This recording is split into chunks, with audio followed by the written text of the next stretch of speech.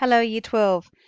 Um, a couple of you have asked for a podcast or a vlog, as Jaden has told me is the correct word for it, um, on loss of identity or dehumanization within Metropolis.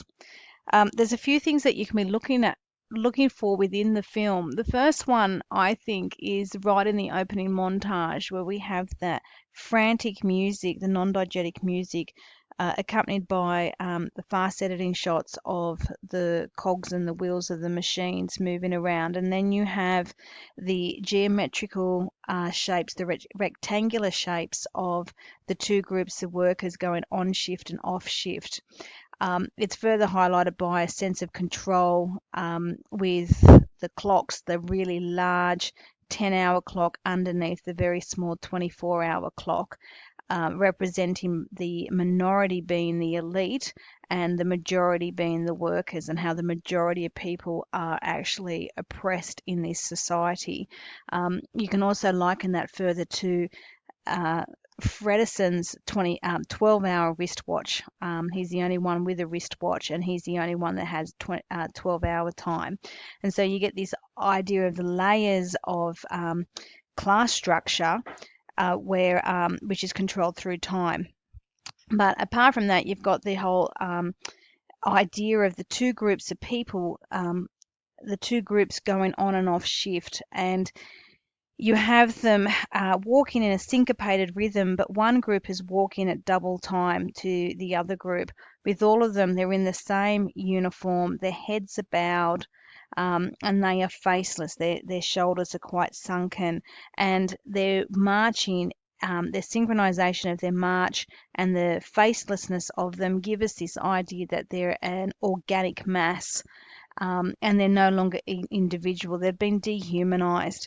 And this idea is further enhanced when we see, as we've got in this picture here, when the machine turns into Moloch, when Freda is watching and he hits his head and he's fantasizing or hallucinating and sees it as Moloch, and that the workers are actually human sacrifices to the machines, which also gives us an idea that their individualism is lost. It's no longer necessary. They're just another cog in the wheel that once they are gone, they can easily be replaced. And the idea of replacement is then enhanced with Robot Maria, who we know is the machine man, and the function of the machine man is to blend in so well into our human society that we can't distinguish between humanity and the machine takes over and humanity is no longer needed.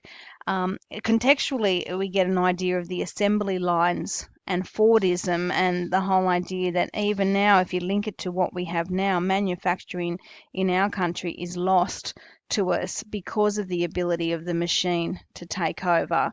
But you have the idea that this control is taken by the loss of identity, and just and finally, the idea that the workers may have free thought to revolt, that whole revolution is a form of manipulation that has been put there by Robot Maria as the mouthpiece of Fredison, so that they revolt, so that he has the he can actually freely go in and kill them all and sacrifice them all, just as foreshadowed by Freda when he watches the scene with Moloch. And Fredison quite he wants to use them as a human sacrifice so that he can eradicate them, so that he can replace them with machines, which gives us a sense that they are of no worth. And that idea is enhanced by the fact that they leave their children behind. It's difficult to fathom that a mother would leave their child, but they're so caught up with how the mass is reacting in this lynch mob that they react this way, and they leave their children behind to be drowned in the city. Anyway, it's a very short one. I apologize, but my kids are running around everywhere. So good luck. If you have any questions, ask me in class.